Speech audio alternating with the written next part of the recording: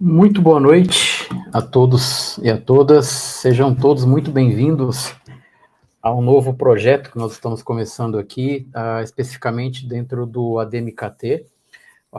Aproveitar e convidá-los a todos para conhecerem o ADMKT, um laboratório de pesquisa em Marketing e Data Analytics. E esse projeto é um projeto de extensão justamente para que a gente consiga levar essa perspectiva de marketing, essa perspectiva de análise de mercado para a comunidade, tanto para a própria comunidade aqui da Universidade Federal de Goiás, mas também para a comunidade externa. Esse é o nosso principal objetivo, tá? O ADMKT também é um ano extremamente importante para todos nós. Agora, em abril, o nosso laboratório completou 10 anos de existência. Fico muito feliz com todos os alunos, todos os parceiros e empresas que passaram por aqui. E esse projeto de extensão visa justamente trazer profissionais para que a gente consiga colocar o marketing em evidência e efetivamente mostrar toda a contribuição, tá? Eu sou o professor Ricardo Limonges, professor aqui da Universidade Federal de Goiás. Eu fico vinculado à FACE, que é a Faculdade de Administração, Ciências Contábeis e Economia, aqui em Goiânia, e atuo tanto na área de marketing também em disciplinas de métodos quantitativos, tá? Só para vocês entenderem um pouquinho a perspectiva do ADMKT, o ADMKT tem vários canais de contato. Então, para vocês aproveitarem para conhecer, essa transmissão ela está vinculada a todos os canais que o ADMKT tem. Então, nós estamos ao vivo, tanto aqui no canal no YouTube da Universidade Federal de Goiás, nós estamos também ao vivo no Facebook do ADMKT, no LinkedIn do ADMKT, no canal do YouTube do ADMKT também, e também no nosso Twitter, tá? E nós temos ainda o Instagram, que é o @admkt.fg, em que ali nós acabamos divulgando diferentes ações e tudo mais que a gente está fazendo como forma de divulgar o marketing, essa perspectiva de interação, tá? Vocês vão perceber que as ações que o ADMKT divulga e também nossos convidados têm sempre essa perspectiva de mostrar efetivamente como que o marketing pode, de fato, contribuir para as empresas, tá? E aí, esse projeto chamado de ADMKT Talks justamente visa trazer profissionais para discutir o marketing.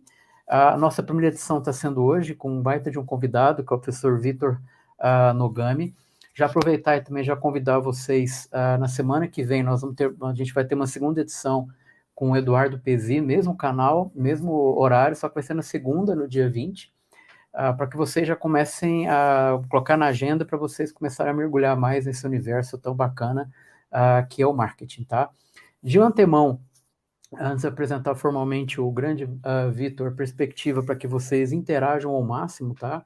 Tanto eu quanto os alunos, né, todos os membros aqui do ADMKT, nós vamos estar extremamente ligados em todas as redes aqui, para que nós possamos acompanhar as dúvidas de vocês e a gente possa trazer para discutir, que seja um debate extremamente importante, tá? Então, assim que esse projeto foi pensado, do ADMKT Talks, o primeiro nome que me veio à cabeça foi justamente o professor Vitor Nogami. Pouco mais no início do ano, o professor Vitor, acompanhando as redes sociais dele, depois a gente vai divulgar também, é um perfil bacana para vocês entenderem a perspectiva de marketing de diferentes contextos. Ele fez parte de um projeto muito legal na plataforma do Coursera, que ele vai falar um pouquinho para vocês. Eu falei, poxa, acho que seria muito legal já começar com o Vitor, com essa perspectiva aplicada que ele tem de marketing, tá? O professor Vitor Nogami está atuando hoje na Universidade Estadual de Maringá. Ele tem doutorado em administração, com ênfase em marketing pela FEA USP. Ele foi pesquisador visitante, né, o doutorado sanduíche na Universidade de Illinois, em Urbana-Champaign. Também ele tem mestrado em administração pela Universidade Estadual de Maringá, MBA em administração de marketing e propaganda pela UEL, Universidade Estadual de Londrina, e ele é graduado em administração pela própria UEM também de Maringá. Ele leciona a disciplina de comportamento do consumidor pesquisa de marketing, planejamento estratégico de marketing e estratégia, e também a perspectiva de diagnóstico, consultoria e empreendedorismo. Então, muito mais do que capacitado para dar um show para a gente aqui agora à noite. Então, professor Vitor, mais uma vez, muito obrigado por ter topado esse primeiro projeto, tá começando contigo, acho que estamos começando super bem. A gente poder entender um pouquinho a pesquisa de marketing nos bastidores, pessoal, a gente estava conversando um pouco. Aproveito para convidar vocês a colocarem no chat o que vocês entendem por pesquisa de marketing, como que vocês, de alguma forma, veem que o marketing, a pesquisa está sendo executada. E aí, já passando para o professor Vitor, infelizmente, muitas pessoas acham que estão fazendo pesquisa de marketing, mas será que realmente estão fazendo? Então, a palestra hoje visa fazer uma provocação nesse sentido, tá? Professor Vitor, a palavra está contigo. Muito obrigado. Muito bem, muito obrigado, professor Ricardo Limonge, pelas boas-vindas, pelas palavras iniciais. É um prazer estar aqui. Parabéns pela iniciativa, é uma honra iniciar os trabalhos aí que você mencionou do ADMKT, fazer essa ponte pela extensão. Acho que a gente precisa todo dia alimentar, construir e manter essa ponte. Acho que é um dever nosso, né? Estreitar o mercado com a academia. E hoje, bom, o objetivo é esse. Pessoal, fiquem bastante à vontade para interagir no chat, tá? Muito mais um bate-papo, a gente pode tornar isso muito mais um bate-papo do que um monólogo ou uma palestra, então vocês podem ir acrescentando os comentários de vocês livremente aqui no chat, tá bem? Pode colocar o slide para mim, por favor? Show! Vamos em frente, então, pessoal. O que nós vamos falar hoje? Pesquisa de marketing. Eu trouxe aqui algumas dicas, alguns do's e don'ts, né? O que fazer e o que não fazer na pesquisa de marketing. Mas antes disso, vamos entender o que é essa tal da pesquisa de marketing. Por isso, vamos começar com a natureza da pesquisa de marketing. Então, essa é a nossa agenda de trabalho de hoje. Depois vamos falar da classificação da pesquisa de marketing. Algumas dicas tanto no cenário da pesquisa qualitativa quanto no cenário da pesquisa quantitativa. E depois a gente encerra com a discussão de 2 casos. Então, essa é a nossa agenda de hoje. Mais uma vez, fiquem à vontade para interagir. E eu vou cutucando vocês aqui para vocês interagirem também durante essa nossa próxima 1 hora. Então, vamos falar sobre a natureza da pesquisa de marketing. Gostaria de perguntar para vocês, qual é a diferença entre a pesquisa de marketing e a pesquisa em marketing? Então, nós temos a pesquisa de marketing e a pesquisa em marketing. Vocês acham que existe diferença entre a pesquisa de marketing e a pesquisa em marketing? Coloquem no chat, por favor, o que vocês acham sobre este conceito. Pesquisa de marketing e pesquisa em marketing. É igual, é diferente? No que isso é importante? Ou vocês nem sabiam que tinham essa diferenciação? Coloca para mim no chat, por favor, para a gente já ir interagindo. Então, a pesquisa em marketing e a pesquisa de marketing. A gente tem um pequeno delay, né, entre o YouTube e o StreamYard. Eu vou seguir aqui, depois a gente recupera as perguntas não, os comentários, as respostas, as interações. Mas, inicialmente, o que eu gostaria aqui para você, eu não sabia que havia diferença. Boa, Aurélio, seja bem-vindo, Aurélio, obrigado pela participação. É isso mesmo, às vezes as pessoas acham que é a mesma coisa, a gente tem que entender essa diferenciação para dar o devido rigor, a devida importância dos métodos na pesquisa de marketing. O que é a pesquisa em marketing? A pesquisa em marketing é a pesquisa acadêmica, é uma pesquisa com o objetivo de construir conhecimento na área de marketing, é uma pesquisa que envolve todo o meio científico das universidades no Brasil e no mundo que estudam o tema marketing. A pesquisa de marketing é a pesquisa que envolve a gestão, é a pesquisa que envolve o gerenciamento de marketing, é a pesquisa que traz informações para as empresas tomarem decisão. Então, tem a pesquisa em marketing, principalmente acadêmica, e a pesquisa de marketing, principalmente aplicada ao mercado. E aí, eu gostaria já de convidá-los a, sempre que for fazer uma pesquisa, que faça uma pesquisa bem onde está rachurado aí o meio desses dois círculos. Então, se eu fizer uma pesquisa em marketing apenas, aqui do lado esquerdo, e ela não é uma pesquisa de marketing, geralmente essa é uma pesquisa acadêmica que vai ficar apenas na academia, vai ficar apenas para professores, doutores, mestres, mestrandos e doutorandos. Ela não vai passar o muro da universidade e vai chegar nas empresas. Se você faz uma pesquisa aqui nesse canto direito, apenas uma pesquisa de marketing, sem traçar os rigores metodológicos, muito mais do que os conceitos teóricos, do que a base teórica, o rigor metodológico que a pesquisa em marketing traz, ele contribui muito para os resultados para a aplicação da pesquisa de marketing. Então, a gente faz só uma pesquisa de marketing, só uma pesquisa focada na empresa, pode acontecer, com muita probabilidade de acontecer, falhas no processo de coleta de dados e na análise de dados. Então, a intersecção entre uma boa pesquisa com rigor metodológico e uma boa pesquisa com aplicação prática é onde eu convido vocês a sempre estarem quando a gente for falar de pesquisa de marketing, pesquisa em marketing. Aí eu quero fazer uma outra pergunta para vocês. Coloquem no chat aí para mim. Qual a diferença de pesquisa de mercado e a pesquisa de marketing? Eu já trouxe aí uma possível resposta. Uma está dentro da outra, né? Então eu tenho uma aqui dentro, um círculo aqui dentro, uma está contida na outra.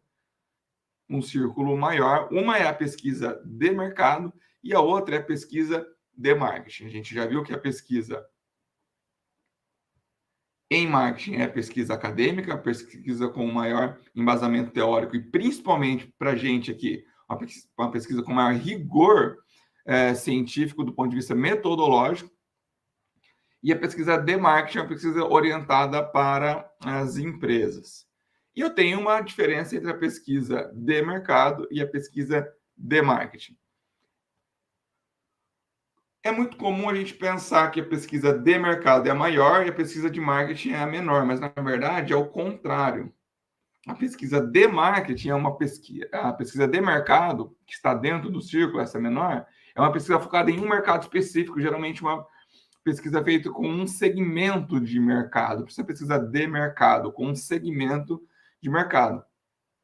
Escolhe-se uma amostra com um perfil geralmente homogêneo e faz uma pesquisa de mercado. A pesquisa de marketing é uma pesquisa mais abrangente, pode envolver dados primários e dados secundários, pode envolver diversas técnicas, pode envolver fazer pesquisa com concorrente, fazer pesquisa interna com os próprios colaboradores, pesquisa de desenvolvimento de produto. Então, toda pesquisa que contribui para a gestão de marketing. E por isso a pesquisa de mercado está contida dentro da pesquisa de marketing. Então, essa é a natureza da pesquisa para a gente entender aqui. Pesquisa em marketing é mais teórica e a de marketing é mais área prática. Perfeito, Primo Luigi. É essa o raciocínio inicial aqui que eu gostaria de colocar como pano de fundo. E pergunto para vocês, quando nós não devemos fazer uma pesquisa de mercado? Quando? Quando a gente já tomou uma decisão e a gente não pretende mudar. Isso acontece dentro das empresas. Às vezes, você já tomou uma decisão, segue em frente. Não precisa fazer uma pesquisa se você não vai voltar atrás.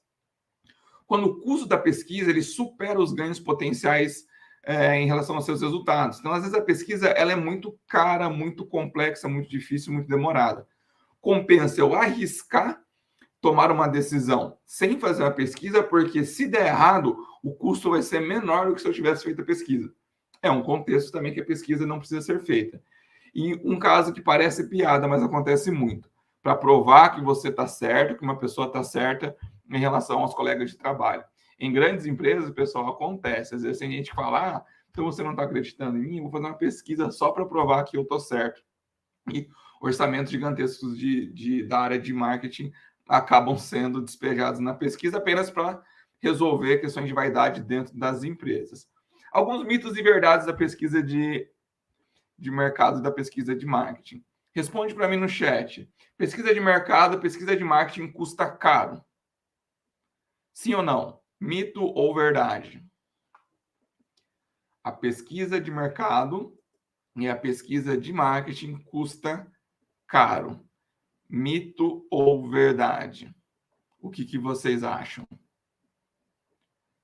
toda pesquisa de marketing é cara? Isso é verdade? Ou é um mito? Muita gente acha que sim. Muita gente acha que quando for comprar uma pesquisa, é uma pesquisa que custa 20 mil reais, 30 mil reais, 50 mil reais. E aí o Felipe participa com a gente aqui dizendo que depende do nível de dados que se deve obter. Ótima interação, Felipe. Acaba dependendo do tamanho da pesquisa, vai depender da complexidade da pesquisa. O que eu quero dizer com isso é que é possível fazer pesquisa de marketing com um orçamento reduzido. E aí a gente pode utilizar dados secundários, a gente pode utilizar análise das redes sociais, a gente pode fazer entrevista qualitativa com entrevistas individuais que não tem um grande volume. Então a gente vai falar um pouco disso hoje. Segundo ponto, quem não conhece bem o seu mercado não precisa fazer pesquisa. Desculpa, quem já conhece bem o seu mercado não precisa fazer uma pesquisa de mercado. Quem já conhece bem os seus clientes não precisa fazer uma pesquisa de marketing. Mito ou verdade? É mito também, porque o consumidor, o cliente, ele está sempre em transição. Ele muda de opinião, acontecem coisas no mercado com as empresas, questões tecnológicas, questões comportamentais, todo um estilo de vida, todas as suas preferências, toda a sua relação com as marcas. Isso vai mudando através do tempo. E aí que é necessário fazer pesquisa sempre para acompanhar o comportamento desse consumidor. Ponto 3. Nem o consumidor sabe o que quer, portanto, não adianta fazer pesquisa de mercado. Mito ou verdade? O que vocês acham? Ju, boa noite, bom ver você por aqui. Temos alguns alunos de Maringá, o pessoal da Federal de Goiás. Sejam todos bem-vindos, pessoal. Muito obrigado pela presença de vocês. Então, o ponto 3, pessoal, ele também é mito. Aí que tá. Exatamente, Cid. Aí que tá. Se o consumidor ele está confuso, você, com bons métodos, bons instrumentos de pesquisa de mercado, vai conseguir entender o que ele precisa e aí desenvolver um produto, desenvolver uma solução, desenvolver um serviço que vai atender a sua necessidade. E por último, não tenho certeza se posso confiar nos resultados de uma pesquisa de mercado. Mito ou verdade? Mito também. A não ser que seja uma pesquisa que não seja séria. Agora, uma pesquisa séria, uma pesquisa que segue o rigor metodológico, você pode, com certeza, confiar. Ok? Vamos em frente? Então, o que é uma boa pesquisa? O que envolve uma boa pesquisa? Uma boa pesquisa de mercado, uma boa pesquisa de marketing, ela é científica, ela segue metodologias validadas e confiáveis. Então, é fundamental seguir o rigor metodológico. Ela é criativa, envolvente e não burocrática. Não tem coisa mais chata do que você ter que responder um questionário longo com 40, 50, 60 perguntas. Então, tornar a pesquisa criativa e envolvente faz com que a sua taxa de sucesso, taxa de retorno e a confiabilidade aumente. A boa pesquisa de marketing não fica restrita a um único método. Ela utiliza diferentes métodos, diferentes etapas para aumentar e amadurecer e trazer maior fidedignidade para os dados para depois a gente tomar uma decisão. A pesquisa de mercado, a boa pesquisa de mercado, reconhece a interdependência entre dados e resultados. Eu gosto de falar bastante desse ponto também, porque é muito comum encontrar relatórios de pesquisas gigantes com 100, 200, 300 páginas. Isso não é resultado, isso é dado. Então, você tem lá um monte de gráfico. Agora, quais são os principais resultados da pesquisa? Depois que você coletou aqueles vários dados, processou, e aí vai ter um output, aí vai ter uma saída, não dá para você colocar na mão de um cliente 200 páginas com 400 gráficos. Então, uma coisa são dados, a gente tem que processar isso em informação, ter uma saída, ter os relatórios, ter os resultados, e a importância de fazer essa interdependência, de reconhecer essa interdependência. E ainda, ela é ética, respeitosa com todos os envolvidos. Então, questões, a gente está falando muito de LGPD, né, Lei Geral de Proteção de Dados, a gente tem que manter, muitas vezes, na maioria das vezes, manter o anonimato das pessoas, não compartilhar os dados das pessoas, diria que 99,9% das vezes, principalmente nas pesquisas quantitativas. Então, questões de ética, questões de respeito para com os participantes também tornam a pesquisa mais séria, mais rigorosa, e a gente pode confiar. A boa pesquisa de mercado também tem um problema de pesquisa bem claro e objetivo, tem um público-alvo definido, você não pode sair por aí fazendo uma pesquisa com qualquer um que aparece na sua frente. Depende de um bom planejamento de coleta de dados. Então, o planejamento ele é fundamental, ele é determinante para o decorrer da execução e análise. Se você falha no planejamento, pode ter certeza que os dados lá na frente não vão ser tão confiáveis assim. E necessita de uma equipe técnica especializada. Eu estava conversando com o professor Ricardo Limonge um pouquinho antes de começar, e ele fez um comentário que eu concordo muito. Muita gente acha que sabe fazer pesquisa. Acha que sabe fazer pesquisa de marketing. Acha que sabe montar porque montou um questionário no Google Forms alguma vez, e o Google Forms gera... a própria plataforma do Google Forms gera alguns gráficos, acha que sabe fazer pesquisa de marketing, acha que sabe fazer pesquisa de mercado. Não é tão simples assim. E fazer uma pesquisa simples, que você joga umas perguntas ali e gera uns gráficos simples, também não vai te trazer tanta informação valiosa. Então, é importante estudar, é importante conhecer todas as ferramentas e levar isso com muita seriedade para o mercado e para a empresa de vocês. Beleza, pessoal? Tranquilo até aqui? Muito rápido, muito devagar? Está confuso? Está claro? Conversem comigo no chat. Encerramos essa primeira parte aqui. Gostaria de um breve feedback para a gente poder seguir. Todo mundo entendeu, então, qual é a diferença entre a pesquisa em marketing e a pesquisa de marketing, certo? Pesquisa em marketing, pesquisa acadêmica, mas que traz muito rigor metodológico e contribui para a pesquisa de marketing, a pesquisa de mercado. A pesquisa de marketing, pesquisa de mercado, é aquela focada na empresa. Show. Obrigado, Elton. Obrigado, Juliana. Obrigado, Cauã. Obrigado, Cid. Vamos em frente. Continuem conversando comigo aí no chat. Classificação da pesquisa. Então, nós temos a pesquisa qualitativa e a pesquisa quantitativa. Essas são as duas principais classificações da pesquisa de marketing. E quais são? E por onde você deve navegar? Você deve navegar, pessoal, mais uma vez, pela área rachurada do gráfico dessa imagem que eu trouxe aqui para vocês. Eu conheço muita gente que é especialista em pesquisa qualitativa e acha que isso é suficiente.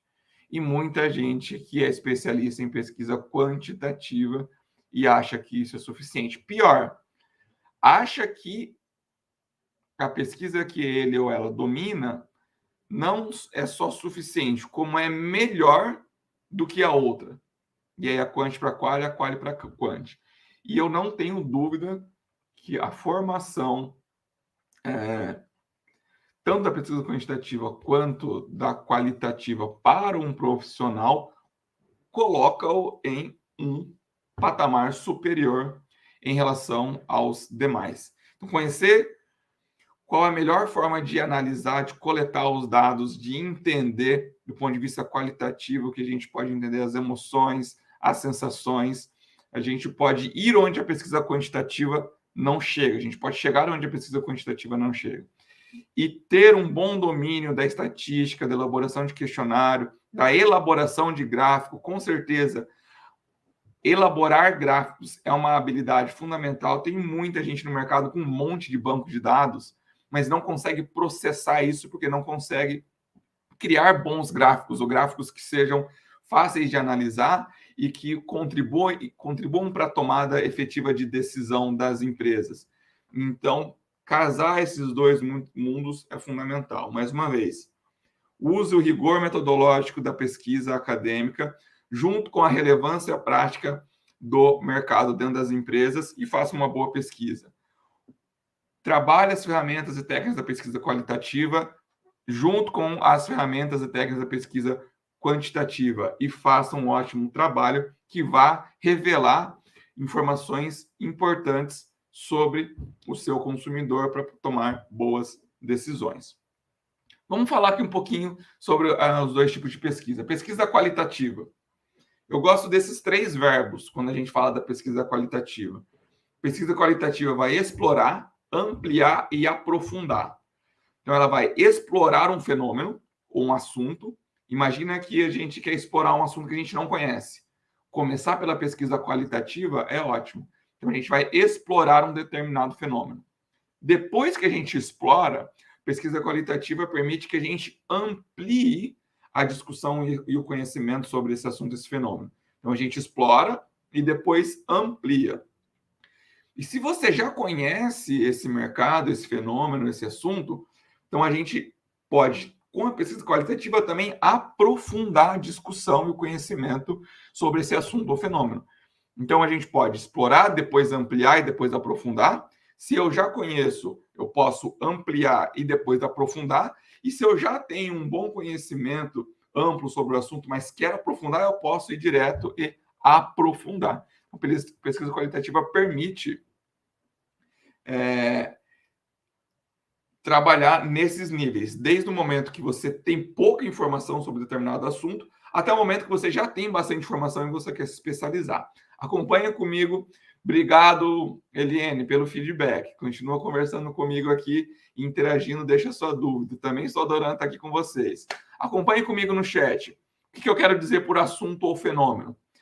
É um comportamento, é uma opinião, é uma atitude, uma intenção, um pensamento, uma reflexão, uma ideologia, uma prática, uma emoção, a afetividade, qualquer outro elemento pesquisado que seja de interesse da administração de marketing, que seja de interesse da gestão de marketing, que seja de interesse do departamento de marketing. Então, esse comportamento, essas emoções, essa afetividade, essas práticas, essas atitudes, essas opiniões que são importantes para a gestão de marketing podem ser pesquisados com um método qualitativo. Podem ser explorados, ampliados e aprofundados. E como são os dados qualitativos? Os dados qualitativos são todos aqueles não numéricos. Então, eu posso ter texto, eu posso ter vídeo, eu posso ter áudio, vou gravar uma entrevista, gravar uma reunião, ou eu mesmo posso gravar áudios para mim mesmo, depois eu vou analisar. Trago reportagens, documentos, conversas, fotos, imagens, relatos de outras pessoas, anotações, observações de campo. Eu posso juntar tudo isso e fazer análise qualitativa. E eu posso fazer isso a partir da coleta de dados primários e dados secundários. O que são dados primários? São os dados que eu sou o primeiro a coletar, eu sou o primeiro a ter acesso. Então, esses são os dados primários. Eu vou lá e eu coleto o dado no mercado, na empresa, com os consumidores. Os dados secundários, a coleta de dados a partir de fontes secundárias, são aqueles dados que já existem, já foi coletado, analisado e processado por alguma outra instituição. A gente tem muitos dados aí do IBGE, da Nielsen, muitos relatórios de grandes bancos, o próprio Facebook, Google soltam relatórios também sobre o comportamento das pessoas. E depois a gente pode utilizar esses dados e analisar esses dados qualitativamente para a nossa pesquisa. Então, uma base de fontes secundárias. Então, você pode ter dados primários, dados secundários, e juntar todas essas informações e analisar de forma qualitativa. Então, são os dados não numéricos, os dados da pesquisa qualitativa. Quais são as vantagens da pesquisa qualitativa? Há uma riqueza na variedade de dados. Então, como a gente viu aqui no slide anterior, né? É uma vantagem e é uma desvantagem ao mesmo tempo. É uma vantagem porque os dados acabam sendo bem heterogêneos. Depois, para analisar, isso dá um pouco de trabalhinho, por isso seria uma desvantagem. Mas é muito melhor ter uma riqueza de dados do que não ter. Então, é muito mais vantagem do que desvantagem essa riqueza na variedade de dados. 2, permite um aprofundamento e detalhamento na análise de dados. Então, a gente pode, como eu falei antes, né, ampliar, explorar, ampliar e aprofundar. Então, essa riqueza de dados permite que eu possa me aprofundar. Pressupõe algumas análises subjetivas, sim. Essa é uma vantagem, não da gente poder fazer a interpretação desses dados e a subjetividade, a interpretação do pesquisador cabe na hora de analisar os dados. É possível ser feito com o menor número de pessoas, então eu não preciso entrevistar 200, 300, 400 mil pessoas, eu posso fazer com um grupo menor e geralmente é mais barata. Lembra quando eu perguntei se a pesquisa de marketing era sempre cara? Não, isso é um mito. A pesquisa qualitativa, ela pode muitas vezes ser mais barata. Beleza? Realmente rola essa disputa entre quant e quali. Eu, particularmente, acho uma pesquisa quant e quali bem rica em nuances. Mas minha orientadora, que é quali pura, desacredita em métodos mistos. Elton, existe aquele ditado, né? Se o orientador falou, segue o que ele falou até o final. Ele deve te defender até o final. Mas uma boa conversa com o orientador, uma boa discussão, não só teórica, mas também metodológica, é sempre bacana. Eu utilizei quant e quali tanto na minha dissertação quanto na minha tese. Então, foi ótimo para eu poder me desenvolver como pesquisador. E também, o principal, é deixar que os dados sejam mais ricos para a minha análise. Então, eu não faço uma análise apenas sobre uma lupa. Eu faço uma análise mista com dados quantitativos e qualitativos. Aqueles cookies de site são uma pesquisa? É qualitativo? Cid, me explica um pouquinho melhor o que você está chamando de cookies de sites. É a informação, porque a gente, como usuário, como consumidor, a gente tem que aceitar os cookies, mas você está falando do ponto de vista da empresa, né? E informação que ele recebe. Me explica um pouquinho melhor para a gente interagir aqui. Enquanto isso, eu vou seguir e vou falar das desvantagens da pesquisa qualitativa. A pesquisa qualitativa, ela não permite generalizações e não permite análises conclusivas. Então, ela não pode concluir 100% alguma coisa, generalizar isso para um determinado mercado. Ela não utiliza técnicas estatísticas, então ela não pode fazer previsão, análise de tendência, probabilidades e inferências. Isso acaba sendo vantagem da pesquisa quantitativa, uma desvantagem na qualitativa. E exige muita maturidade e experiência do pesquisador. Então, não dá para pessoas que não têm um treinamento executar de cara uma pesquisa qualitativa, porque envolve bastante experiência, jogo de cintura no processo, principalmente de coleta. E depois na análise também, né? Analisar os dados qualitativos é aparentemente fácil. Só que se está fácil, provavelmente é porque ficou uma análise superficial. Então, a importância de se debruçar e aprofundar na análise dos dados qualitativos. Seguindo, características da pesquisa quantitativa. O foco está nos números. Há uma maior impessoalidade, ou quase que impessoalidade total. Na qualitativa existe uma proximidade entre o entrevistado e o entrevistador. Existe o conceito de universo e amostra. Então, o universo, também chamado de população, é o número total de pessoas que eu quero pesquisar. Então, pode ser o Brasil inteiro, pode ser um estado inteiro, pode ser uma cidade inteira, pode ser uma base de dados que eu tenho no meu programa, todos eles, 5 mil, 10 mil, 30 mil, pode ser o meu universo. E a amostra é aquele pedaço, algumas pessoas selecionadas, que eu vou fazer a pesquisa com ela. Porque não tem como eu pesquisar 10 mil pessoas, 40 mil pessoas. Então, a importância da amostra.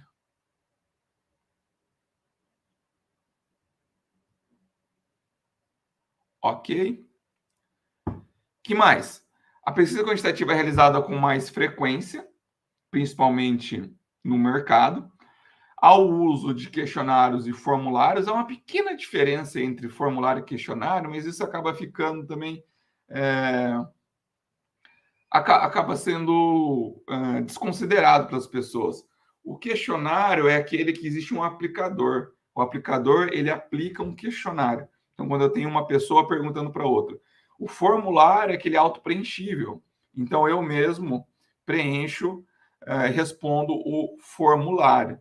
E a gente acaba utilizando mais questionário para tudo. Não tem importância também, a gente não vai reinventar a roda e mudar o mundo. Mas, se vocês quiserem usar o termo correto, questionário é aquele que tem um aplicador, formulário é aquele que a pessoa responde sozinho.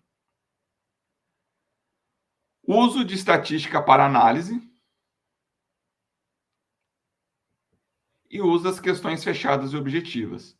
Então, as principais características aqui são os números.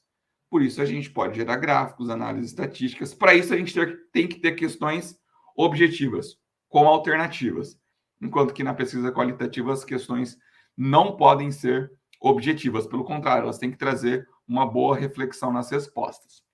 Vantagem da pesquisa quantitativa: realizada com muitas pessoas, é uma rápida aplicação e fácil replicação. Ela não pode ser difícil de aplicar, tem que ser algo rápido e fácil para poder pulverizar isso na amostra. Há uma sistematização e organização dos dados.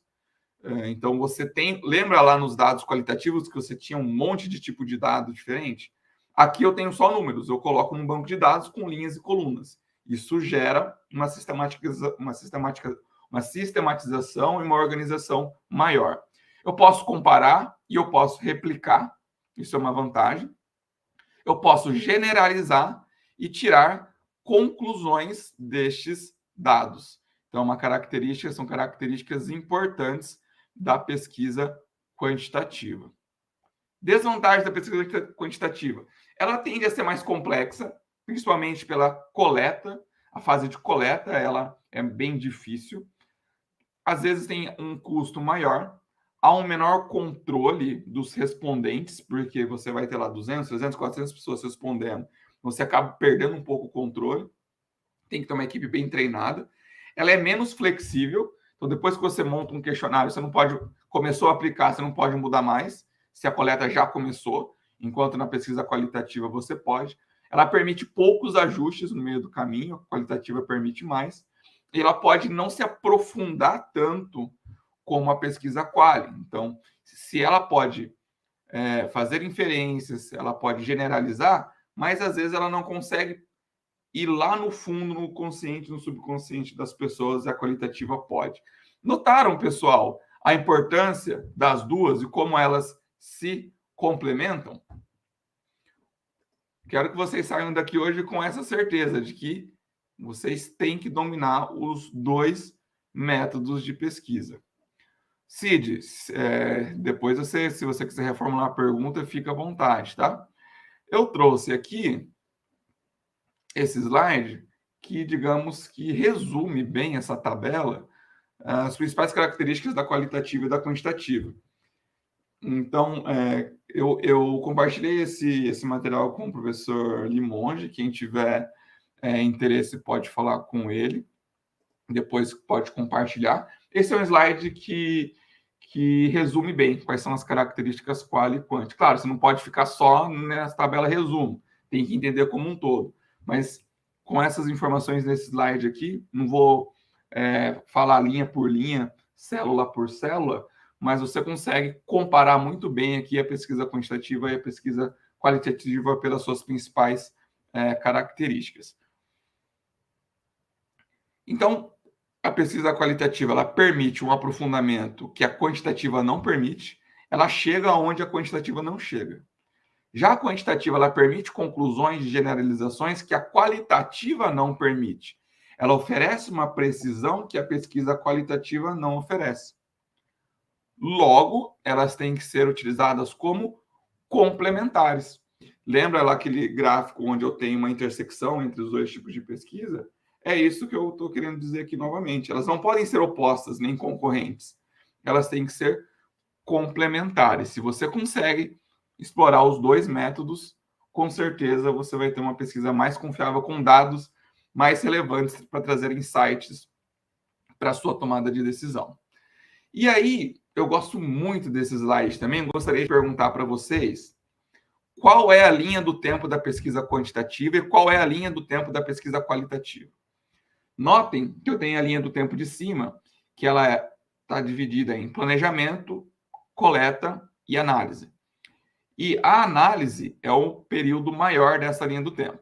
Eu tenho planejamento, tempo X, coleta de dados, tempo X, análise de dados, tempo 2x. Na linha de baixo, eu tenho planejamento maior. Planejamento é 2x.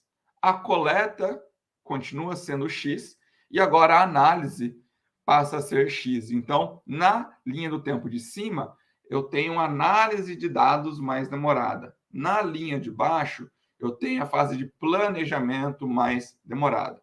Responde para mim. Qual é a qualitativa e qual é a quantitativa? da linha de cima ou da linha de baixo. Muitos sites, quando acessamos, pedem para aceitar cookies. Esses cookies dão informação do usuário para o site, mas não sei se pode ser considerado bem uma pesquisa. Cid, ótima pergunta. Sim, essas informações vão para um banco de dados e chega para alguém lá no processamento desses dados. Então, existe uma conexão muito grande entre a área de marketing e a área de tecnologia. Cada vez mais profissional de marketing e tecnologia, eles têm que se entender, ou um profissional de marketing tem que entender muito bem de tecnologia, um profissional de tecnologia que vai para a área de marketing tem que entender da gestão de marketing. Isso gera um banco de dados. Então, esse banco de dados, com certeza, ele é quantitativo, porque ele vai ser gerado linhas e colunas. Então, você entra, eu entro, outra pessoa entra. Cada pessoa que entra vai gerando uma linha. E cada informação da pessoa gera uma coluna. Então, são dados que a empresa, o site, alguém está coletando para depois analisar. Então, a sua pergunta se era qualitativo, eu estou mais para dizer que é quantitativo, porque isso vai se transformar em um número ou vai se transformar em um banco de dados, em uma planilha que vai ser analisado por um software com análises estatísticas, então tende a ser dados quantitativos. Beleza, Cid? Ana Tereza, que satisfação ter você aqui depois de tanto tempo, seja bem-vinda. A Ana Tereza disse que a primeira linha de cima é qualitativa e a de baixo é a quantitativa. E ela está certa. Ana, onde você está? Você foi para a USP, foi para a FEA mesmo? Eu lembro que a gente conversou na época. Ana foi minha aluna, acho que tem uns 3 ou 4 anos, né? E já está no mestrado, já terminou o mestrado, conta para mim aqui. E a Ana está certa, pessoal. E eu gosto muito desse slide, porque não só as empresas, mas até os acadêmicos. Show, parabéns. Depois a gente coloca o papo em dia.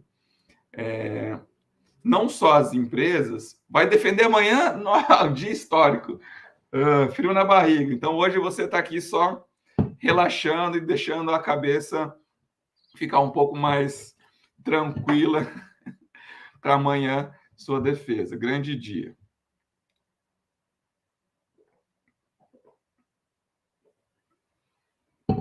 Pessoal, por que eu gosto desse slide? Eu criei esse slide justamente para chamar atenção para um problema que tanto o mercado quanto a academia comete, um erro que comete. A análise de dados na pesquisa qualitativa, pelo fato dos dados serem complexos, muitas vezes heterogêneos, ela tem que ser realizada com maior cuidado. E na pesquisa qualitativa, durante a análise de dados, você pode até voltar e continuar coletando. Você analisa, coleta, analisa mais um pouco, coleta. E só a análise vai dizer para você quando você deve parar, a própria análise. E se você faz uma análise rápida, provavelmente, eu falei isso no começo, se a análise da pesquisa qualitativa foi rápida, provavelmente ela ficou superficial. Então, não encurte o período de análise da pesquisa qualitativa. Já na linha de baixo, o pessoal, as empresas e os acadêmicos, muitas vezes, negligenciam a fase de planejamento na pesquisa quantitativa. E aí a pesquisa sempre é para ontem, e aí eu estou atrasado, e eu preciso fazer o relatório, e vai abrir uma nova unidade, e o meu chefe está precisando desses dados, eu preciso apresentar na próxima reunião, meu orientador quer esses dados, eu preciso mandar um artigo para um evento, e você pula a fase de planejamento, ou acelera muito a fase de planejamento. Aí você começa a coletar. Você detecta um erro no meio para o final da fase de coleta de dados. Dá tempo de voltar para o planejamento e começar a coleta de novo? Não dá. Porque você já coletou, já tem lá 100, 200 questionários, e se você mudar algo significativo, você tem que descartar tudo que você já coletou e coletar de novo, porque o banco de dados não vai se comunicar. Você vai ter uma diferença aí no método de coleta. E depois você analisa. E se você tem um bom planejamento na pesquisa quantitativa, análise de dados é assim. Análise estatística é assim, porque você já sabe por onde vai navegar. Você já sabe o que você vai fazer, que tipo de análise, que tipo de variável você vai cruzar. Então, muita gente às vezes me procura, deve procurar o professor Ricardo também, com os dados coletados e falar, eu queria fazer análise estatística X. O que eu faço com esses dados? Eu queria fazer uma análise assim, assim, assado. Queria fazer uma análise um pouco mais sofisticada. Mas, meu amigo, do jeito que você coletou os dados aqui, você tem que agradecer que consegue fazer alguns gráficos de frequência. Porque fez um questionário que não ficou muito versátil, não teve uma revisão e ele não permite fazer algumas análises estatísticas. Então, você chega lá na análise de dados, você tem que fazer aquilo que foi planejado lá atrás. E se você planejou bem, você já criou o questionário que te permite fazer a análise que você quer. Então, você não pode decidir que tipo de análise você vai fazer depois que coletou dados. Você tem que decidir quando? Na fase de planejamento. Por isso, a fase de planejamento ela é mais longa. E o que muitas pessoas fazem? Na pesquisa qualitativa, encurtam a fase de análise. A análise fica superficial. E o que muitas pessoas fazem na pesquisa quantitativa? Encurta a fase de planejamento. E aí a pesquisa fica cheia de erros e buracos.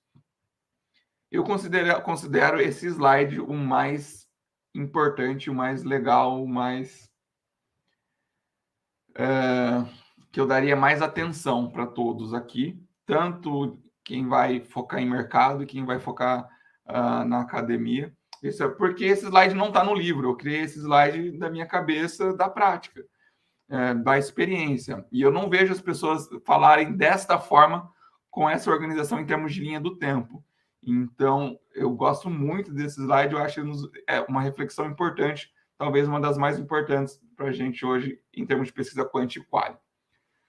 José Wellington Abreu Pereira, eu que agradeço a oportunidade de estar aqui com você e com todos vocês compartilhando sobre pesquisa de marketing, que é o tema que eu gosto bastante. Vamos para a nossa fase de dicas, então. Como é que é o nome do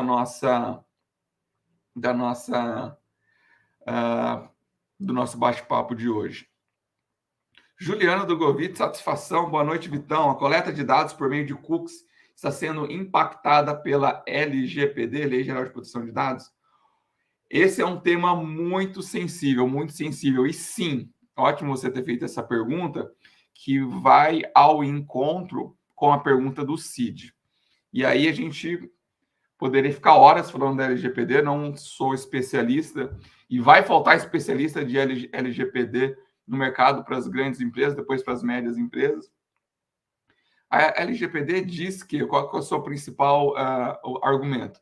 Que você não pode ter dados das pessoas, dos seus clientes, dados pessoais no seu banco sobre a sua propriedade, a não ser que a pessoa permita.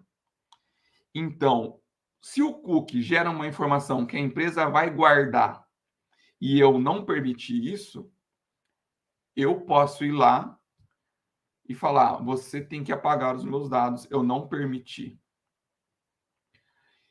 E com certeza vai começar a gerar muito processo, muita ação aí por conta dessa confusão. Isso veio, né? Quem não assistiu Privacidade Hackeada no Netflix, por favor, assistam. Quem não assistiu O Dilema das Redes, por favor, assistam. 2 filmes / documentários no Netflix que todo mundo aqui tem que ver. Privacidade Hackeada e O Dilema das Redes. Por conta dessa confusão de venda de dados e banco de dados das redes sociais para as empresas, que surgiu essa necessidade da LGPD. Então, nós estamos em um momento que trabalhar esses dados é muito delicado.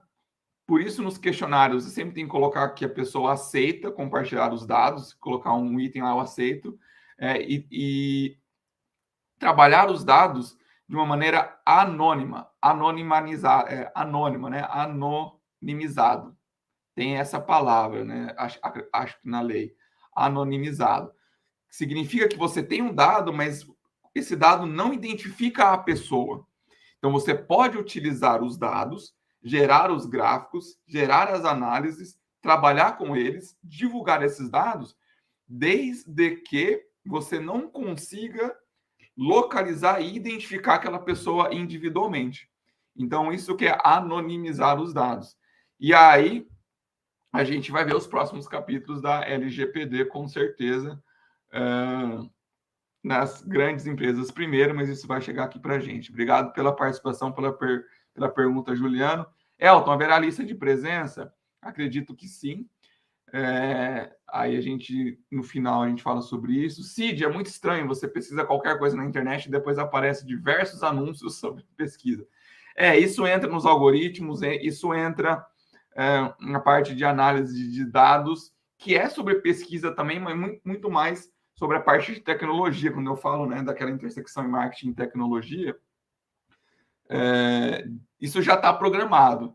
E mais do que isso, né, Cid? Acho que já aconteceu com todo mundo aqui. Não só quando você pesquisa, mas quando você fala do lado do celular. Fala do lado do celular alguma marca, algum produto, alguma coisa, e de repente você está navegando lá no Instagram, aparece a marca lá, o anúncio para você. Isso, de uma certa forma, é sim pesquisa, porque eu estou coletando dados, mas isso já está com o algoritmo pronto. Então, foge um pouquinho do nosso bate-papo de hoje aqui, que envolve muito mais a pesquisa com dados primários, aquela que a gente vai coletar, porque essa acaba sendo feita meio que automática e o algoritmo já está pronto. Mas isso sim também é pesquisa de marketing, isso também é análise de dados para tomada de decisão. Muito pertinente a sua pergunta, Cid. E é até assustador, né? Assustador como o pessoal tem acesso ao que a gente fala, o que a gente pensa até. O dilema das redes é muito bom. Como disse a Eliane, e fala justamente disso que a gente está comentando aqui, dos cookies e da privacidade dos dados. Vamos para algumas dicas da pesquisa qualitativa. Pesquisa qualitativa pode ser uma entrevista individual em profundidade, eu posso ter um grupo de foco, que é uma pesquisa com várias pessoas, também chamado de focus group. Eu posso fazer uma observação de um determinado fenômeno, posso utilizar técnica projetiva, posso fazer uma etnografia. Então, eu tenho várias maneiras de coletar os dados qualitativamente. Todas elas eu preciso de um instrumento, e o instrumento é o roteiro. O roteiro é um guia que vai me ajudar a coletar esses dados qualitativamente. Então, ele fundamenta os entrevistadores e os moderadores. Embora ele seja flexível, ele permite adaptações. Ele precisa ser bem estruturado. Embora ele seja flexível e tenha adaptações, ele também tem que ter uma sequência lógica. Então, ele precisa te ajudar a guiar a pesquisa. Ele precisa ser desenvolvido em tópicos com palavras-chave. Ele pode ser desenvolvido em tópicos com palavras-chave, mas isso só para pesquisadores experientes. Quando você não tem muita experiência, é melhor fazer a pergunta completa ali mesmo, de fato, para você não se perder. Sem um roteiro, pessoal, o pesquisador pode se perder, pode não ter uma boa coleta de dados do ponto de vista qualitativo. Então, tenham sempre um bom roteiro e elaborem sempre um bom roteiro. No roteiro, comece com perguntas de quebra-gelo. Não precisa ir direto ao pronto, porque você precisa criar uma empatia com a pessoa primeiro. Então, ao criar essa empatia, a pessoa vai se soltando e aí sim ela pode... ela vai chegar mais à vontade para falar sobre aquele assunto que você está pesquisando. Agrupe perguntas por bloco, faça uma sequência lógica entre as perguntas. E caso tenha uma pergunta muito delicada ou muito importante, tente inseri-la 2 vezes para ter certeza que você coletou. Então, você pode ter esse tipo de cuidado em abordar aquele assunto mais de uma vez. O que você não deve fazer numa pesquisa qualitativa? Não tenha pressa, não interrompa o entrevistado, deixe ele falar do jeito dele. Não deixe o entrevistado desconfortável e irritado. Não faça suposições das falas do entrevistado. Então, não fica forçando o entrevistado, deixe ele bem à vontade. Se uma pergunta não foi bem respondida, tente outra vez. Se você notar que ele ficou incomodado, aí você não insiste mais. Mas você pode perguntar a mesma coisa de maneira diferente, envolvendo o entrevistado numa conversa. E não se irrite, não se mostre descontente. Ter um bom jogo de cintura é fundamental na pesquisa qualitativa em uma entrevista, principalmente, ou no focus group. Boas práticas de um entrevistador. Ele tenta ser o mais imparcial possível, porque na pesquisa qualitativa a parcialidade é muito mais presente do que na quant, então a gente tem que reduzir essa parcialidade. Elabora perguntas inteligentes que vão trazer respostas inspiradoras e completas. Não vai trazer respostas curtas. Respostas curtas a gente usa lá no questionário na pesquisa quantitativa. Aqui na pesquisa qualitativa a gente quer respostas bem elaboradas. Usa uma linguagem pertinente, deixa um ambiente agradável e utiliza sempre como, porquê, como, porquê, como, porquê. Você poderia me dar mais detalhes? Poderia me explicar melhor? Lembra que eu falei que a pesquisa qualitativa muitas vezes chega onde a quantitativa não chega? Porque você pode perguntar várias vezes. Como? Por quê? Me explica de novo? Me dá um exemplo? E aí você vai aprofundando, aprofundando, aprofundando. Se você faz perguntas que a pessoa pode responder com sim, não, gosto, talvez, significa que o roteiro não ficou bom. O roteiro ficou mais parecendo um questionário de uma pesquisa quantitativa do que um roteiro que vai te trazer vários insights numa pesquisa qualitativa. Dê liberdade para o respondente e fique atento à comunicação não verbal. A pessoa fala com as mãos, fala mais rápido, fala mais devagar. A comunicação não verbal diz muito para a gente na pesquisa qualitativa. Vamos ver alguns exemplos aqui para melhorar a pesquisa no roteiro. Qual é o tipo do seu plano de saúde? É completo, é empresarial, é individual, tem coparticipação? Eu posso responder com uma palavra só. Por que a gente não pergunta como você escolheu o seu plano de saúde? Aí a pessoa vai pensar, eu escolhi porque eu estava em determinada fase da minha vida, porque eu queria uma cobertura maior, porque eu estava precisando, porque eu precisei economizar um pouco, então eu escolhi esse, escolhi aquele. Nota que a pessoa vai responder já, você vai cutucar ela, acessar a memória dela, para ela trazer uma resposta mais detalhada. Você conhece todos os benefícios e regras do seu plano de saúde? Eu posso responder sim ou não. Não é uma boa pergunta. Você já teve alguma dificuldade ou problema quando precisou usar o seu plano de saúde? X, Y, Z? Então, você pergunta sobre as dificuldades, sobre os problemas. A pessoa vai acessar a memória de uma maneira diferente. E aí ela vai falar das regras, dos benefícios, o que aconteceu, o que deu certo, o que deu errado. Quando você precisa do nosso serviço, você é bem atendido? Eu posso responder sim, não, mais ou menos. Ou eu posso perguntar, me conte um pouco mais como foi o atendimento da última vez que você precisou do nosso serviço. A pessoa vai acessar a memória, vai lembrar tudo o que aconteceu e vai falar com muito mais clareza e detalhamento de respostas. Então, aqui alguns exemplos de como fazer as perguntas e de como não fazer. Uma boa entrevista se torna agradável, se torna um bate-papo agradável para o entrevistado. O entrevistado chega lá no final e fala, poxa, já acabou. Por quê? Porque passou rápido. Então, uma boa entrevista se torna um bate-papo bem agradável para o entrevistado. Dicas para pesquisa quantitativa. Então, eu trouxe aqui algumas dicas também. Você tem que facilitar a vida do respondente. Esse é o ponto mais importante. Facilite a vida do respondente. Como ele vai acessar a memória, não deixe ele constrangido, qual vai ser a capacidade, o esforço cognitivo que você vai exigir dele, qual é o tempo que ele vai ter para responder. Por exemplo, quantos litros de combustível você abastece por mês?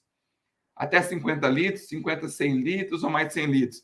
A maioria das pessoas nem sabe quantos litros de gasolina cabe no carro. Então, você tem que facilitar a vida deles. Não pode falar em litros. As pessoas falam de quanto gastam financeiramente ou qual a frequência que vão abastecer. Então, qual a frequência que você abastece seu carro?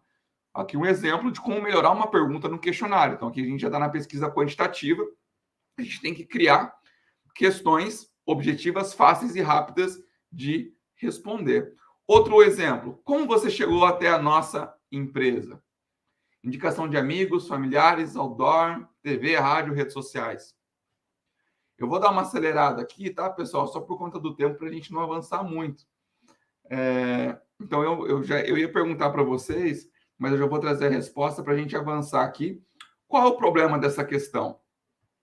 Primeiro, como você chegou até a nossa loja já está estranho, né? A pessoa fala, eu cheguei de carro, cheguei a pé, cheguei de ônibus. Na verdade, é como você ficou conhecendo, como você conheceu a nossa loja. Existe muita diferença entre a indicação ser de amigo ou familiar? Não existe tanta diferença assim. Então, eu posso juntar essas duas alternativas em uma só. Porque para as decisões de marketing, se for indicação de amigo ou parente, é indiferente. Agora, existe diferença se a pessoa conheceu a empresa pela TV ou pelo rádio? Com certeza.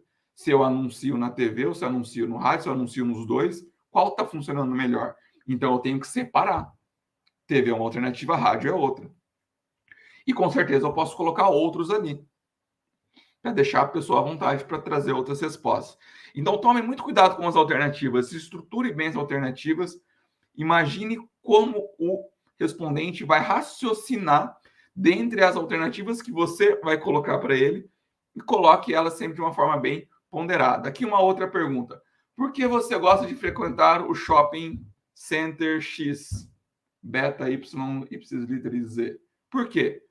Porque eu passei com a família, variedade de loja, comprar um presente, por causa do serviço do shopping, estacionamento, boa localização, por causa do cinema, etc, etc, etc. Se vocês notarem, essa pergunta está com uma bolinha. Bolinha significa que eu vou marcar uma questão só. Essa é uma pergunta que eu poderia responder mais de uma, então eu tenho que transformar em check. E aí isso vai gerar para mim um banco de dados diferente, mas é uma pergunta complicada de eu deixar apenas uma única resposta para a pessoa escolher. Então, tem que pensar em tudo isso. Olha esse questionário aqui, esse que eu tirei um print de um laboratório que eu fui fazer exame recentemente. A pergunta: a espera entre o atendimento e a coleta foi agradável? A sala de coleta estava limpa? O coletor demonstrou estar capacitado? Foi demonstrado que o material utilizado é descartável? Eu marquei tudo D, porque eu estou acostumado com um questionário que vai de 1 a 5, 1 a 10. E do lado direito, lá eu tenho 5. E eu fiquei muito satisfeito com o atendimento. Olha o tamanho das letras miúdas falando que A significa superou a expectativa, B, atendeu a expectativa, C, não atendeu a expectativa e D, eu não utilizei o serviço. Olha que eu estava quase dando ok para submeter o questionário que eu fui ler isso aqui pequenininho. Então ficou esquisito essa legenda e essas alternativas. Uma outra dica para você, na hora de montar o seu questionário, cuidar muito dessas alternativas. Você vai colocar em números, você vai colocar em letra, você vai colocar uma escala, você vai colocar palavras ali para a pessoa responder. Fundamental. Que mais? Vou avançar esse aqui. Minimize o viés. Este é um questionário que eu respondi numa concessionária aqui recentemente que eu fiquei abismado. Eu falei, pô, mas eu só posso responder 8, 9 ou 10?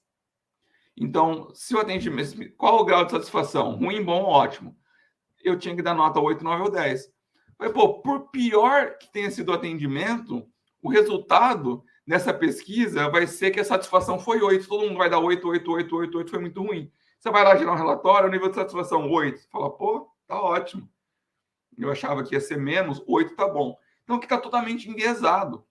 Eu não posso dar nota 7, 6, 5, 4, 3, 2, 1. Eu falo ruim, bom e ótimo, 8, 9 ou 10. É uma afronta.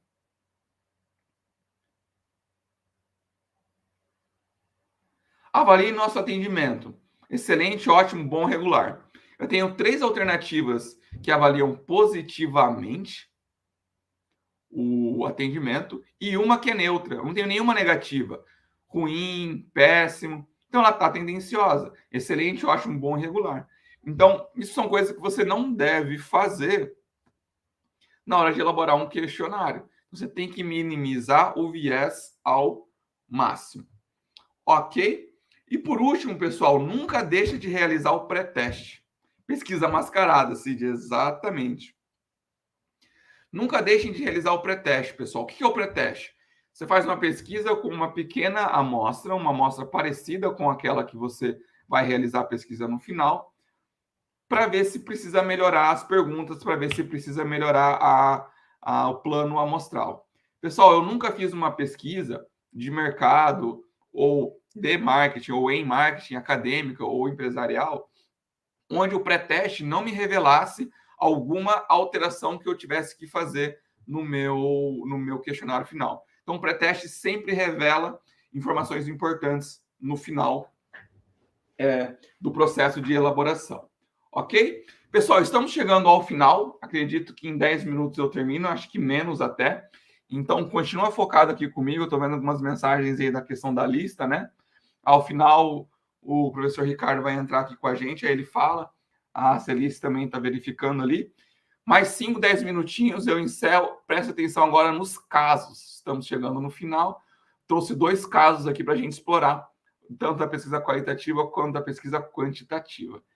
Na década de 80, pessoal, surgiu o refrigerante New Coke. Vocês já ouviram falar do case da New Coke?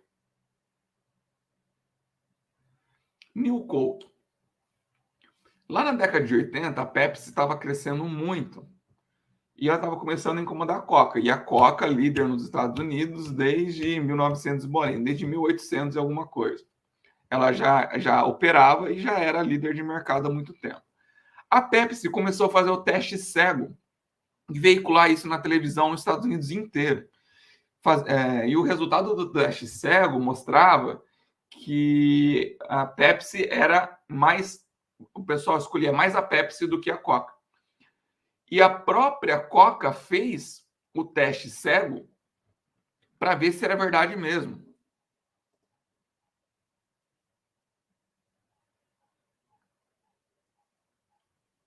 A própria Coca fez e deu Pepsi como a mais escolhida entre os respondentes. O que ela fez? Ela ficou pé da vida.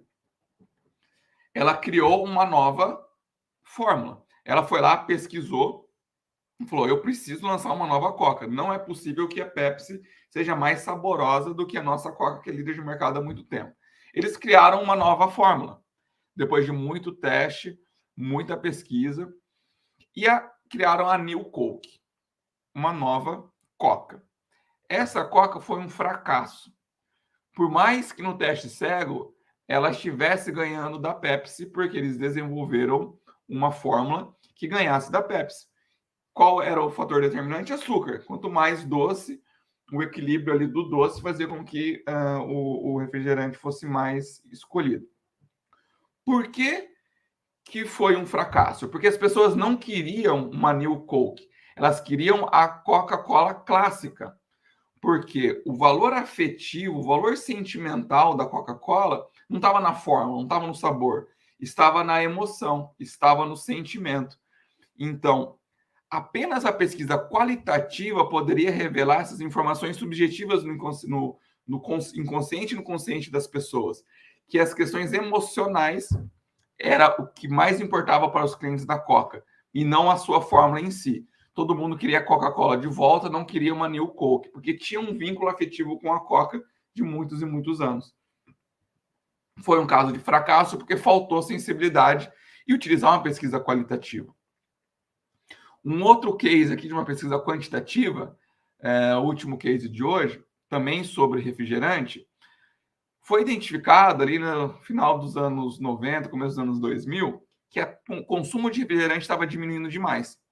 Estava diminuindo por conta do aumento da obesidade, do aumento da diabetes nas pessoas, aumento do colesterol e as doenças gastrointestinais. Então, o nível de consumo de refrigerante estava diminuindo no mundo inteiro. A Pepsi Company, a Pepsi que tem um refrigerante muito famoso, o 7-Up, talvez alguns de vocês já conheçam, já existiu no Brasil por algum tempo. É como se fosse uma soda, como se fosse uma Sprite. É um dos principais produtos da Pepsi. E aí eles notaram que estava diminuindo o consumo de Pepsi, né, do 7-Up. O que eles fizeram? Fizeram uma campanha de reposicionamento, de rejuvenescimento, e melhorou um pouco. As vendas aumentaram um pouco, mas não foi suficiente para melhorar o resultado no longo prazo, porque, embora tivesse tido um retorno no curto prazo, uma nova campanha de refrescância, a taxa de consumo de refrigerante estava diminuindo como um todo. Esse era um problema grande. Eles fizeram uma pesquisa em 5 países diferentes: Arábia Saudita, China, Inglaterra, México e Rússia. E engraçado que o que tem em comum entre esses 5 países? Absolutamente nada. E era esse o objetivo da Pepsi. Eles queriam conhecer a opinião do mundo inteiro, de culturas diferentes, sobre o consumo de refrigerante. Então, eles fizeram pesquisas qualitativas e, principalmente, pesquisas quantitativas também. E nessas pesquisas, eles identificaram 3 principais resultados. Primeiro, Por que o pessoal não estava consumindo mais refrigerante? Porque tinha muito açúcar, então causava as doenças como a diabetes.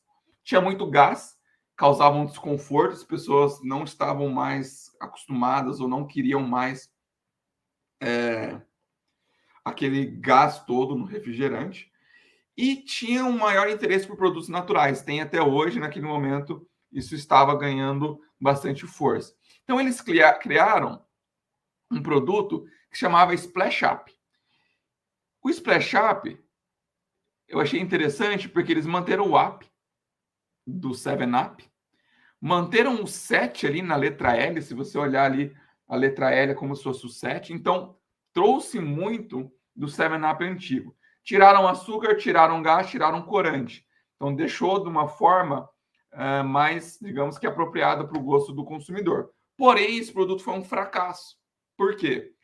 Porque ele parecia um 7-Up aguado. Então, por mais que tenha feito uma boa pesquisa, o resultado disso no produto não foi positivo. Foi que parecia um 7-Up aguado.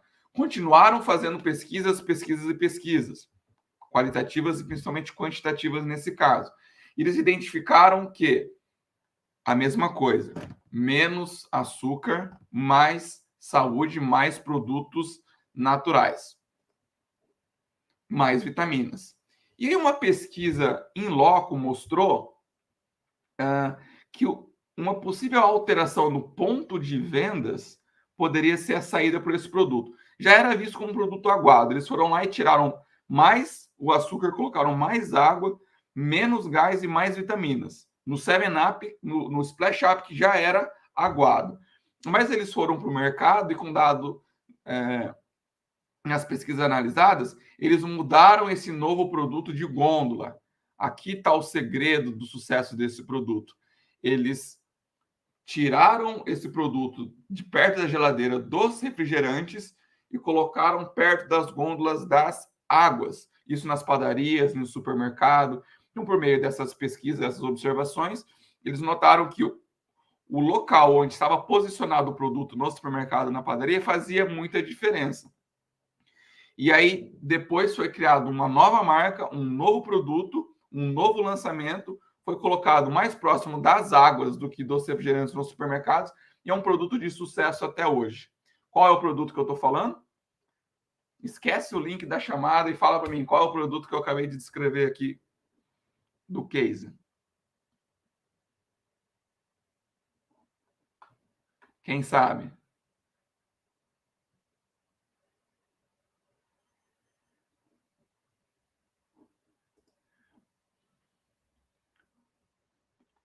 Depois de muita pesquisa, qual é o produto que faz sucesso até hoje e foi sendo adaptado de acordo com o resultado das pesquisas? Muito bem, Rafael. O H2OH. É o H2OH. Essa foi uma sacada da PepsiCo. Vem, Brasil. Fantástica. Por quê? H2O é a fórmula da água. Mas ninguém fala H2OH. Fala só H2O, porque o H afinal é mudo. Então, por mais que tenha um hidrogênio a mais, tenha gás, ou seja, é um refrigerante, as pessoas falam H2O, H2O, H2O. H2O é a fórmula da água, então ele se vendeu como uma água saborizada. Quando, na verdade, ele não pode falar que é água. Ele é um refrigerante, porque tem açúcar e tem gás. Então, eles foram proibidos depois de falar que são água. Está escrito bem pequenininho lá no rótulo. É um refrigerante levemente gaseificado com pouco açúcar. Isso, Felipe, tem isso também, o H no final, H2O de H2O, que é um O de refrescância, que é o objetivo deles também. Então, H2O de refrescância. Então, é um produto, pessoal, que o pessoal da Pepsi teve uma sacada genial do nome e do ponto de vendas. E eles só conseguiram ter esse sucesso depois de fazer muita pesquisa, muita observação, de ir para o mercado. Então, 2 cases de refrigerante aqui para a gente valorizar a pesquisa qualitativa e a pesquisa quantitativa. Encerramos, pessoal. E para finalizar, eu gostaria de falar do curso que o professor Ricardo comentou, que está na plataforma Coursera, que foi lançado no começo do ano. É um curso, tem 2 cursos lá, um de pesquisa qualitativa e outro de pesquisa quantitativa, que trata com bastante profundidade tudo isso que a gente discutiu aqui. Cada um tem 4 módulos, então tem aqui as características da pesquisa qualitativa, como coletar dados com as diferentes técnicas e como fazer análise dos dados da pesquisa qualitativa. A mesma coisa para a quantitativa, tem um outro curso inteiro que a gente desenvolveu pela FIA, que é a Fundação de Estudos de Administração, que é a fundação da USP, na Universidade de São Paulo. Foi uma parceria da FIA com a Coursera. A Coursera é a maior plataforma do mundo de cursos online, que tem muitas universidades e cursos bacanas e importantes lá dentro. A gente conseguiu essa parceria, desenvolvemos um curso, e lá tem um curso de pesquisa quantitativa e qualitativa de marketing e mercado. Você procura digitando no Google, mas está aqui o link. Quem tiver interesse, pede para o professor Ricardo, pede para mim também. Vocês têm aí os contatos, está passando aí embaixo as redes sociais. Quem quiser, me segue lá no Instagram, principalmente no Instagram e no LinkedIn, que eu trago muito conteúdo sobre pesquisa de marketing, pesquisa de mercado, dicas, eventos, cursos, insights e etc. O curso é gratuito, Elton. Eu acho que ele só tem que pagar se você chegar até o final e quiser um certificado. Então, se você quiser o certificado, aí ele tem que pagar, mas o curso inteiro ele é gratuito. Então, é bem bacana. Fique à vontade para fazer, depois você me conta, me dá o feedback. Beleza? Muito bem. Era isso. Muito obrigado, professor Ricardo. Muito obrigado, pessoal, pela atenção e pela participação. Estou aqui disponível para a gente interagir, responder algumas perguntas. Eu deixei algumas perguntas para trás porque eu estava preocupado com o tempo, eu estava respondendo todas ali, mas se alguém quiser refazer a pergunta agora, aqui, fiquem à vontade. Obrigado, professor Ricardo, obrigado a todos. Imagina, obrigado, Vitor, aí pela aula. Bem, pessoal, só primeiro eu vi que vocês estão meio ansiosos aí com a lista, só para você explicar um processo. Nem sempre a gente consegue gerar a lista pelo Simpla, porque tem que fazer o check-in por lá, e às vezes dá uns probleminhas, por isso que a gente acaba fazendo essa lista para que todos aqueles que precisam, né, de lista de presença. O pessoal está colocando agora um novo link. Obviamente, pela tela vocês não vão conseguir, mas o pessoal está colocando no chat para vocês conseguirem. Tá? Vou até pedir, João, por favor, se você puder colocar até meu e-mail aqui, o e-mail do DMKT. Qualquer dificuldade, pessoal, fiquem tranquilos, manda e-mail para a gente. Essa parte a gente resolve, tá? Não se preocupa com essa parte, não, tá? Bem, Vitor, acho que grande parte das perguntas que eu fui vendo aqui, existe até mesmo essa preocupação de como é que essa pesquisa de marketing ela pode ser direcionada para pesquisa científica mesmo, né? Até foi perguntado um pouco pelo Elton ali, se, por exemplo, o Fox Group podia ser também trabalhado em tese. Eu acho que remete um pouquinho quando você separou lá no início, né, pesquisa de e em marketing. Aí até fazer uma provocação para ver tua opinião também, que de maneira geral eu sempre falo aos alunos que quando você faz um mestrado ou um doutorado, você cria habilidades metodológicas. E essas habilidades metodológicas vão ser implementadas tanto para um artigo, né, para o rigor que precisa, mas também para conduzir uma pesquisa da maneira correta, né? E o Fox Group acho que é um primeiro ponto nesse. O que você acha? Absolutamente sim, com certeza sim, numa dissertação, numa tese, num artigo, no mercado, na empresa, na academia, de fato, eu gosto muito do Fox Group. Eu realizei tanto na dissertação quanto na tese. A entrevista individual é muito bacana que a pessoa ela fala, se abre e traz no detalhe aquilo que você está pesquisando. O Fox Group, qual que é a principal diferença? Não é só o fato de ter mais pessoas ao mesmo tempo e você conseguir um maior número de pessoas com o mesmo tempo de execução, mas é proporcionar que elas debatam. E quando elas debatem, quando elas têm uma dinâmica, quando elas discutem entre si, discutem no ponto positivo, né? Isso revela informações que a entrevista individual não revela. Então, é uma provocação que acontece ali, e essas informações, não tenho dúvidas que, se bem analisadas, vão contribuir para tese de doutorado, dissertação de mestrado, por aí vai. Até quando foi perguntado um pouco aqui, até foi colocado sobre a perspectiva, por exemplo, de netnografia, que é uma forma de adaptação da própria etnografia que vai para o digital.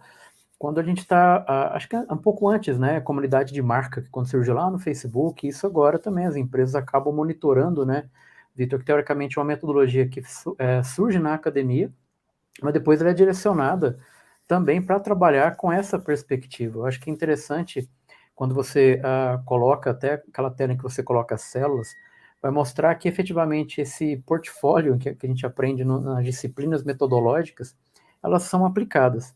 E o ponto mais importante, até nas dicas que você colocou, que eu achei bacana que você trouxe, a forma de perguntar, ela é sensacional até para você pensar na técnica, né? E às vezes a gente pensa assim, eu vou fazer um monte de pergunta, depois que você olha para a base de dados, você fala, meu Deus, como é que eu vou interpretar isso? Acho que esse conhecimento ainda falta, né, Vitor, para quem de fato conduz essa pesquisa. Com certeza. A gente faz pode ser feita essa pergunta que você falou, como é que eu vou analisar isso? Ou até por que eu fui perguntar isso? Porque eu não vou usar para nada.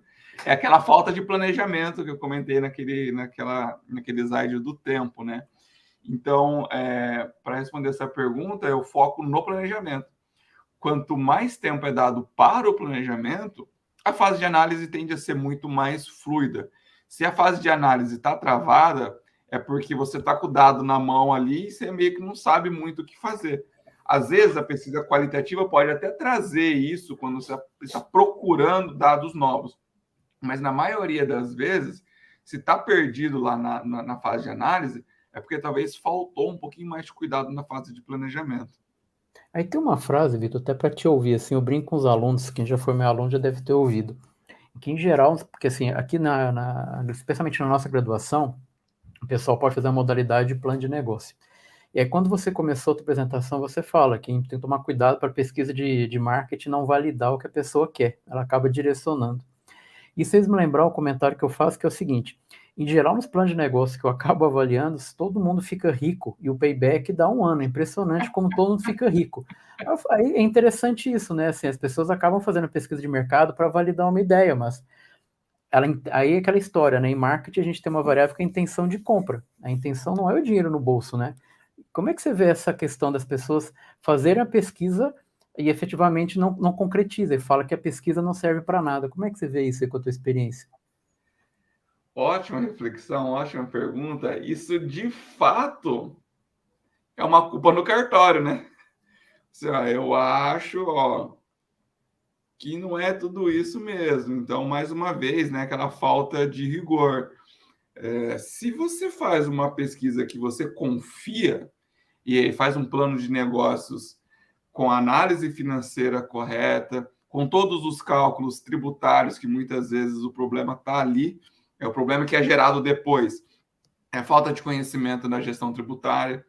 Capital de giro, eu não tenho dúvida que é um dos principais motivos de falência das empresas nos 2 primeiros anos, a falta de capital de giro. As pessoas gastam muito dinheiro para se manter 6 meses e acham que vão começar a ter lucratividade a partir de 6 meses, e essa lucratividade às vezes demora mais de um ano e meio, até 2, para acontecer. Então, todo esse aparato de análise, toda essa complexidade que o plano de negócio exige, ela tem que ser feita com muito cuidado. E a pesquisa de mercado naquele momento também. Então, eu vejo assim, com muita responsabilidade para quem está fazendo um plano de negócios, tem que tratar todas as fases da sua elaboração com muita responsabilidade. Se está todo o plano de negócio dando certo, todo mundo ficando rico, eu quero dar uma olhada nesses planos de negócio aqui para ver se cabem esses negócios aqui em Maringá. Trazer para aí. Tem uma pergunta aqui da Daniele, os apps, né, criados para pessoas responderem questionários em troca de pequenos valores. Essa pergunta é sensacional pelo seguinte: eu não sei se você, Vitor, os colegas aqui que estão participando acompanharam. Tem uma plataforma que chama Profilic, lá da universidade, no Reino Unido, e também a própria MTurk também. aconteceu uma coisa bem interessante, até para responder a pergunta, não sei se você viu isso, Vitor, uma influenciadora que tinha, sei lá, 100 mil seguidores, ela foi e compartilhou o link de uma pesquisa com seus seguidores. Isso gerou um baita de um prejuízo. Por quê? Porque ela pegou o questionário e mandou para uma base, e obviamente você vai ter informação homogênea, porque todo mundo é igual, todo mundo tem o mesmo perfil. Matou a pesquisa. Ela falou assim, nossa, mas só queria ajudar. Essa perspectiva interessante que a Daniela faz a provocação, as pessoas responderem, isso se torna extremamente importante, e aí, para a gente poder discutir um pouco, Vitor, de maneira geral, a gente cansa, né, as pesquisas mal feitas, elas acabam cansando, de fato, como as pesquisas são feitas. Então, as pessoas têm uma certa rejeição em responder a pesquisa. O que se encontra na academia e para as empresas também é fazer a remuneração. A remuneração em si, ela é habitual, ela é comum, mas tão importante quanto efetivamente fazer esse processo é que realmente tenha toda essa preocupação de você conseguir ter uma amostra heterogênea para você não colocar as pessoas pensando de maneira igual. O que você acha, Vitor? Concorda?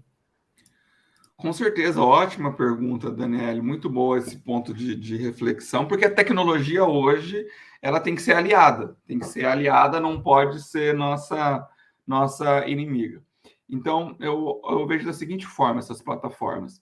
Se o respondente ele conseguiu responder as perguntas sem viés e o controle da amostra é confiável, ok, podemos usar. Nesse caso que o professor Ricardo comentou, o controle da amostra foi perdido. Então, ele foi para uma influencer que divulgou e acabou prejudicando toda a amostra. Um outro caso também, dependendo do benefício que eu vou ter, isso pode fazer com que eu responda apenas positivamente aquelas perguntas. E isso não é bom também, porque atrapalha, acaba ficando enviesado. Então, eu coloquei em alguns momentos ali na apresentação, né? Minimizar o viés, trazer maior imparcialidade. Acho que esse é o ponto. Se essas plataformas mantiverem a imparcialidade, não tiverem viés, você conhecer do começo ao fim como foi feita a elaboração e como foi feita a coleta, aí você pode confiar para analisar. Mas, com certeza, essas ferramentas, elas podem dar maior brecha para o azar. Então, por isso, ter um controle rígido ali, do começo ao fim, é importante. Não adianta querer pular etapa, não vai adiantar, porque depois vai pagar um preço muito, muito caro. E essa questão até que você coloca, né, Vitor, do pré-teste.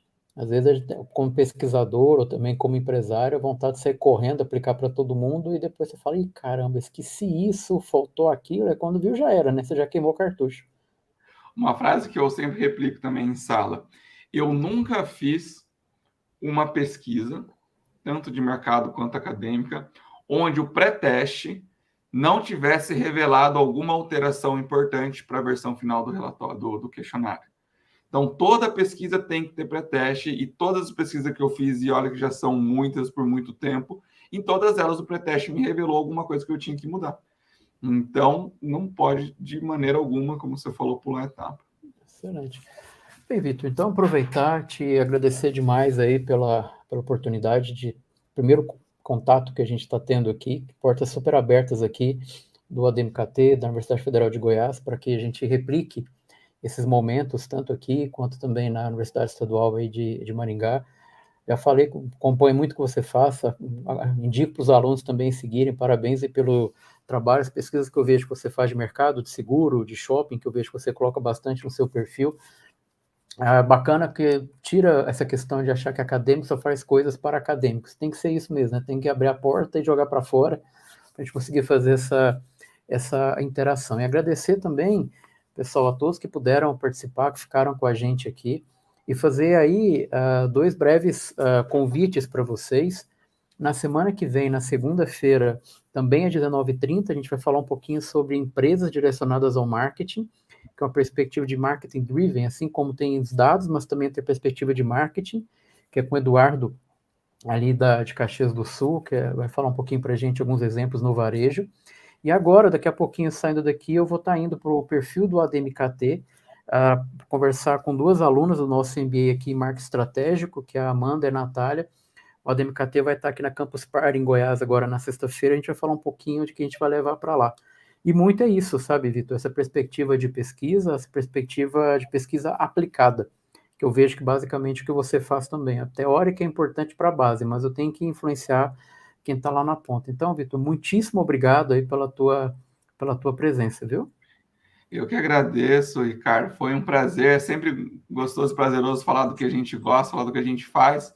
E fazer essa ponte é fundamental. Gostaria de parabenizá-lo também pelo trabalho do ADMKT, que vai totalmente ao encontro disso que você falou, né? A gente tem que quebrar essa barreira. Nós somos uma nova geração de professores, né? Então, a gente encontra um pouco de barreira em várias coisas aí dentro da academia, mas nós não podemos nos acomodar, vamos quebrar essa barreira e vamos aproximar cada vez mais o mercado daqui do nosso ambiente acadêmico e vice-versa. Pode ter certeza que eu vou te mandando nos WhatsApps aí enquanto o Heitor estiver dormindo, a gente vai conversando aí para pensar em coisas juntos aí. Então, Certo. fiquem bem aí, se cuidem. Felipe, vai ser 13 horas, tá? Vai ser lá no Workshop Growth. A partir da 1 hora eu vou estar junto com o Ciro, da Enredo aqui. Primo Luigi, sim, cara, a gente vai ter outras palestras, vai ter uma agora no nosso perfil do Instagram, falando sobre a Campus Party.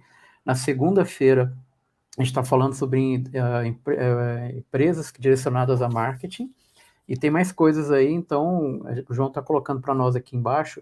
Siga nossos canais aí que a gente vai estar divulgando. E aproveitar também, pessoal, se vocês tiverem sugestões de profissionais, de colegas para indicar, vai ser um prazer aqui. Portas totalmente abertas para a gente trazer e fazer esse canal aqui da universidade evidenciar o marketing, que todo mundo aqui tem certeza que gosta bastante.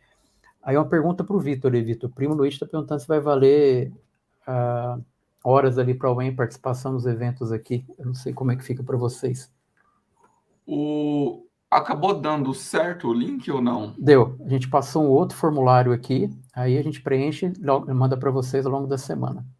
E aí, nesse link, o pessoal colocando o nome lá, você vai conseguir gerar uma declaração. Isso, a gente Então manda um é isso, certificado.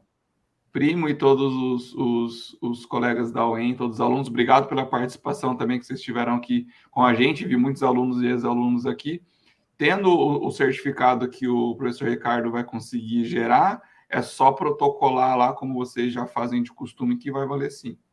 Então, ótimo. Então, são todos convidados aqui, que a gente consiga também convidar os alunos a participar das iniciativas do professor Vitor também lá na UEM, tá? Então, pessoal, muito obrigado, fiquem bem, se cuidem aí, até a próxima então. Obrigado. Boa noite, tchau, tchau. Boa noite.